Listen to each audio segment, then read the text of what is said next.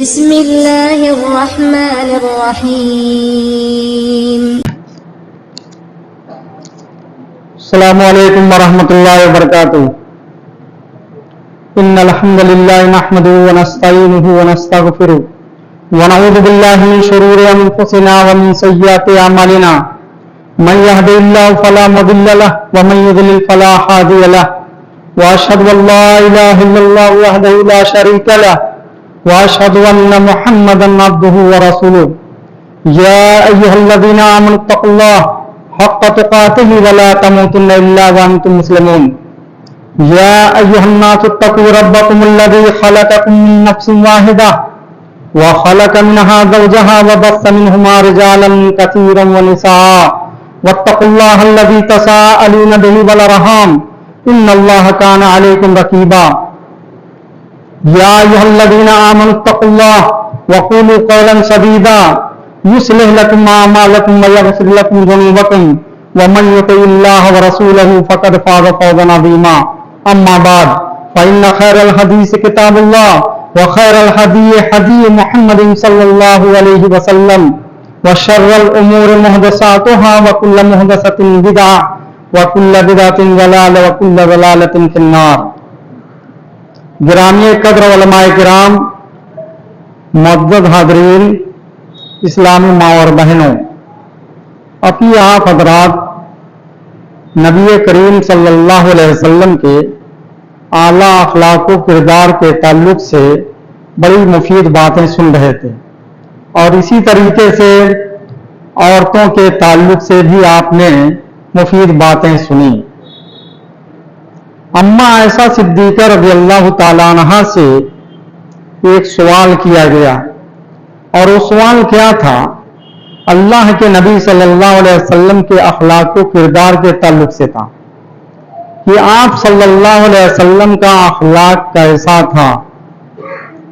حضرت عائشہ رضی اللہ تعالیٰ عنہ کو حضرت عائشہ رضی اللہ تعالیٰ عنہ نے جو جواب دیا اس پر غور کیجیے اور اس کے بارے میں سوچئے. اللہ کے نبی صلی اللہ علیہ وسلم کے اخلاق کے بارے میں حضرت عائشہ رضی اللہ تعالیٰ عنہ کیا جواب دیتی، کیسا تھا؟ تو آپ کا جواب یہ ہے، کان خلقہ القرآن، آپ کا اخلاق اور کردار قرآن ہے. قرآن 23 پارے پر مشتمل ہے. سورہ فاتحہ سے لے کر کے سورہ ناس تک جتنے بھی احکام و فرامین اللہ تبارک تعالیٰ نے آپ کے اوپر نازل فرمائے، سب کو عملی طور پر آپ نے انجام دیا. آپ کی زندگی کے اندر قرآن کی وہ جملہ تعلیمات کا عکس اور نمونہ ملتا ہے.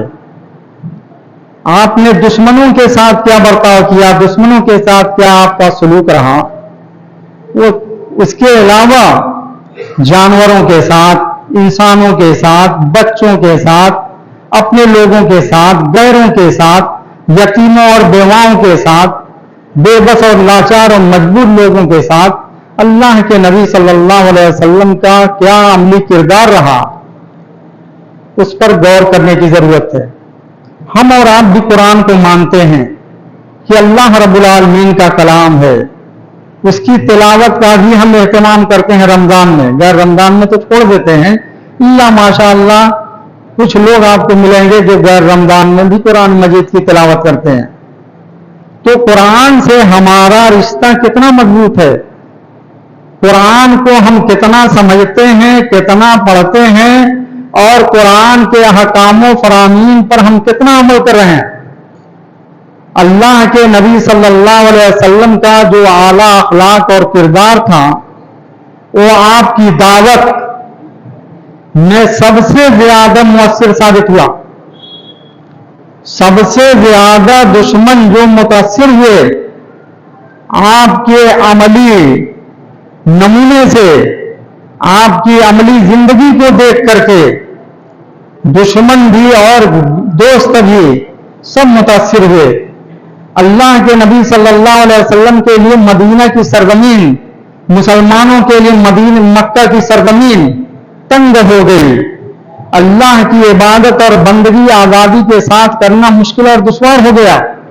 اللہ رب العالمین نے جب یہ کیفیت دیکھی تو اپنے آخری نبی جناب محمد رسول اللہ صلی اللہ علیہ وسلم کو یہ حکم دیا کہ آپ مدینہ ہجرت کر جائیں۔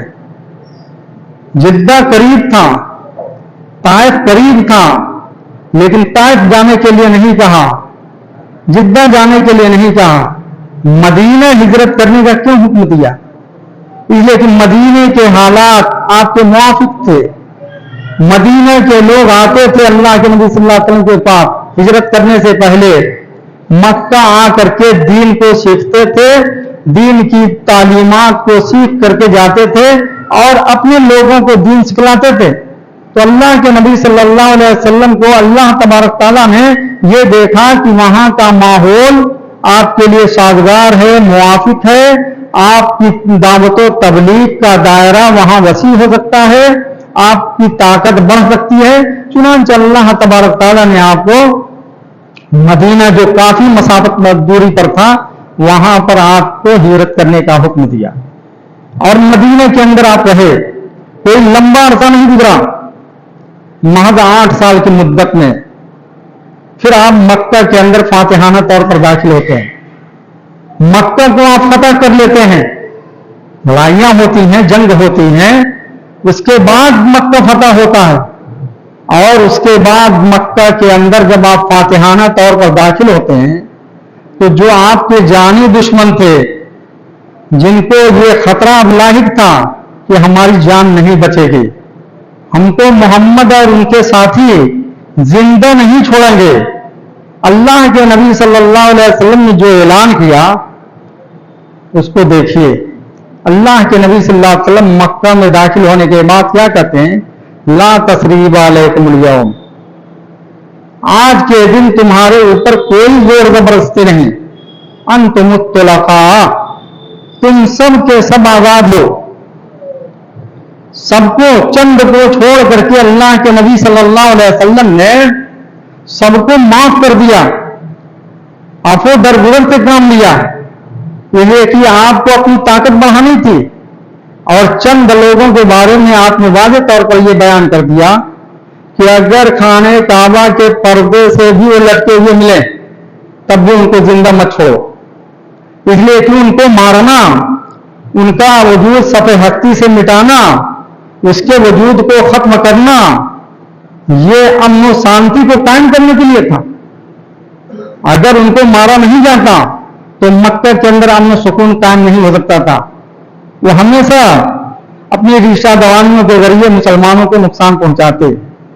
تو آج سب سے زیادہ ضرورت یہ ہے کہ قرآن کو ہم پڑھیں اور قرآن کے اندر جو ہم کو تعلیمات دی گئی ہیں اس کو اپنی زندگی کے اندر برتیں، نام کے مسلمان نہ رہیں، سچے مسلمان بن جاؤ، اسلام کے سچے ترجمان بن جاؤ۔ دیکھو حالات آپ کے موافق ہوں گے۔ اسی ملک کے اندر جو آج ہم محکومی کی، بے بسی کی، لاچاری کی اور ذلت و رسوائی کی زندگی گزار رہے ہیں، ہم کو اپنا کھویا ہوا کار مل سکتا ہے۔ قرآن کے اندر ہم دوسری طرف جھوٹ رہے ہیں، حکومت بدل جائے، دوسرے لوگ آ جائیں، اس سے ہمارے حالات بدلنے والے نہیں ہیں۔ ہم خود اپنے حالات کو بدلیں، قرآن و حدیث کی تعلیمات کو اپنی زندگی کے اندر برتیں۔ دیکھیے حالات بدلتے ہیں کہ نہیں بدلتے؟ اللہ کا یہ وعدہ ہے، انتم الاعلون ان کنتم مومنین، تم ہی سربلند رہو گے اگر پکے سچے مومن بن جاؤ۔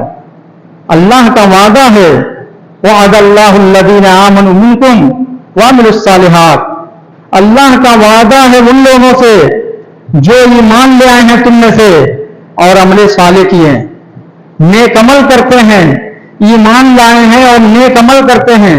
اللہ کا ان لوگوں سے وعدہ ہے لَيَسْتَخْلِفَنَّهُمْ فِي الْأَرْضِ، کہ البتہ ضرور ہم ان کو ملک کا حاکم بنائیں گے، ملک کا حکمراں بنائیں گے، ان کی حکومت، ان کے ہاتھ میں حکومت کی بات زور دیں گے۔ اللہ رب العالمین کا یہ وعدہ ہے، كَمَا اسْتَخْلَفَ الَّذِينَ مِن قَبْلِهِمْ، جیسے کہ ان سے پہلے لوگوں کو حکمراں بنایا تھا۔ ایک فائدہ تو یہ ہے، ایمان اور امر صالح کی زندگی گزارو تو اللہ رب العالمین کا یہ وعدہ ہے کہ ملک کا تم کو حکمراں بنائے گا. اور دوسرا فائدہ اللہ رب العالمین کیا بیان فرما رہا ہے؟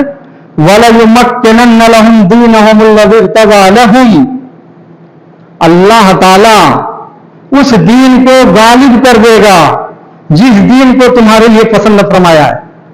چنانچہ اللہ رب العالمین نے دین اسلام کو غلبہ بھی عطا فرمایا اور مسلمانوں کو حکومت اور سلطنت بھی ملی. اور ایک فائدہ اللہ رب العالمین آگے اور بیان فرما رہا ہے وَلَا يُبَدِّلَنَّهُم مِّن بَعْدِ خَوْفِهِمْ أَمْنًا. اور اللہ رب العالمین ان کے خوف اور ڈر کو امن سے بدل دے گا. آج جو ہم کو ڈر اور دہشت ستا رہی ہے، ہم مرعوب ہیں، ڈرے ہوئے ہیں، ہمارے دلوں سے ڈر اور خوف نکل جائے گا.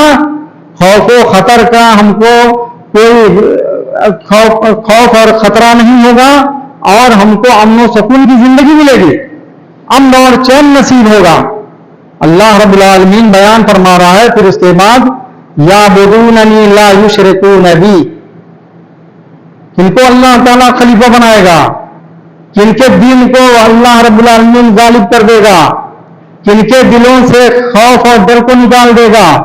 وہ لوگ میری عبادت کرتے ہیں اور میرے ساتھ شرک نہیں کرتے. ہندوستان ایک ایسا ملک ہے جہاں مسلمان آبادی کے اعتبار سے پوری دنیا میں دوسرے نمبر پر ہیں. لیکن آپ دیکھیں کیسے مسلمان ہیں. مزارات، درگاہ، قبروں پر جانا، اللہ کے ساتھ شرک کرنا. کتنے لوگ موحد ہیں؟ اللہ کے توحید پرست اور موحد بندے کتنے ہیں؟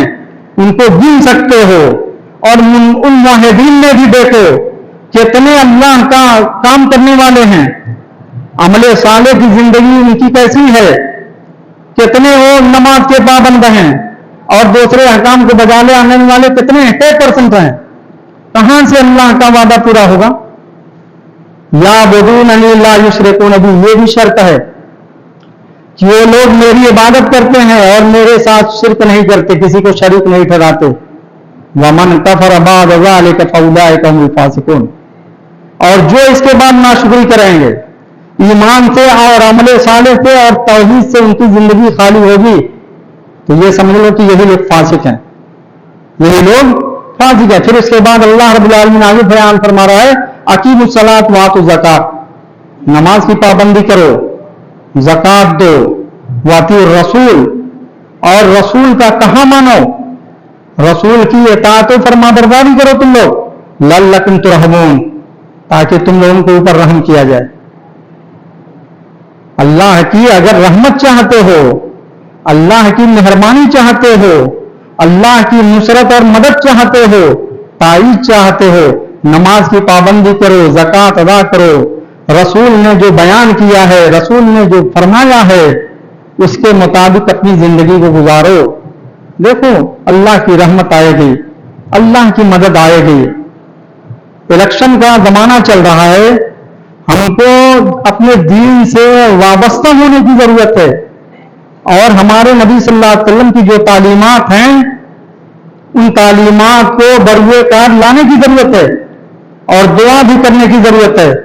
اللہ کے نبی صلی اللہ علیہ وسلم نے ایک دعا ہم کو سکھلائی ہے، اللہم لا تسلط علینا من لا یرحمنا. اے اللہ تعالی ہمارے اوپر ایسے حکمراں کو مسلط مت کر جو ہمارے ساتھ مہربانی کرنے والا نہ ہو، جو ہم پر رحم کرنے والا نہ ہو. ولا یخافک فینا، اور ہمارے بارے میں تجھ سے ڈرنے والا نہ ہو. ایسے لوگوں کو ہمارا حکمراں مت بنا. یہ دعا کرو، اللہم لا تسلط علینا من لا یرحمنا ولا یخافک فینا. یہ دعا بھی کرو، عمل صالح کرو، نماز کی پابندی کرو. اللہ کے گھر کو جیسے رمضان میں آباد کیے ہوئے تھے ویسے ہی آباد کرو. دیکھو حالات بدلیں گے، محکومی کی زندگی ختم ہوگی، ذلت و رسوائی سے نجات ملے گی، عزت و وقار کی زندگی گزارو گے. دنیا کے اندر بھی اور اخروی زندگی کے اندر بھی اللہ رب العالمین نے جن انعامات کا وعدہ کیا ہے ان انعامات سے سرفراز کیے جاؤ گے. اس قسم کے پروگرام کا مقصد یہی ہے کہ لوگوں کے اندر دینی حرارت پیدا کی جائے، لوگوں کو جگایا جائے اور بیدار کیا جائے۔ جو بے حسی کی زندگی گزار رہے ہیں، خواب گرگوز میں سو رہے ہیں، ان کو بیدار کیا جائے، ان کو جگایا جائے اور ان کو بتایا جائے کہ دیکھو یہ زندگی چند روزہ ہے، ختم ہو جائے گی، جیسا عمل کرو گے ویسا ہی بدلہ تم کو ملے گا، کاٹو گے وہی جو بوؤ گے، یہ قانون قدرت ہے۔ شیشے کی دیوار کے پیچھے بیٹھ کے مت پتھراؤ کرو، کاٹو گے وہی جو بوؤ گے، یہ قانون قدرت ہے، اللہ کا یہ نظام ہے، جیسا عمل ہوگا ویسا بدلہ ملے گا، کوئی آپ کے ساتھ جائے گا نہیں، چاہے کتنی ہی آپ کا عزیز کیوں نہ ہو، آپ سے محبت رکھنے والا کیوں نہ ہو، اکیلے جاؤ گے، تنہا تنہا جاؤ گے، آپ کے ساتھ آپ کا عمل جائے گا۔ اس اخروی زندگی کو سامنے رکھو، اس اخروی زندگی کو سامنے رکھ کے اپنے اعمال کی اصلاح کرو، اپنی زندگی کو کتاب و سنت کے مطابق گزارو۔ اللہ رب العالمین سے ہماری یہ دعا ہے کہ اللہ رب العالمین ہمارے اندر عملی مثبت تبدیلی لا دے، ہم کو کتاب و سنت کا مجاہد بنا دے، سچا ترجمان بنا دے، ہماری زندگی کے اندر ایسا انقلاب لا دے جس سے ہمارے حالات بدل جائیں۔ اللہ رب العالمین ہم کو دنیا کے اندر جب تک زندہ رکھے ایمان و اسلام پر زندہ رکھے اور ہمارا خاتمہ ہو تو ایمان پر ہو۔ وآخر دعوانا الحمدللہ رب العالمین، والسلام علیکم ورحمۃ اللہ وبرکاتہ۔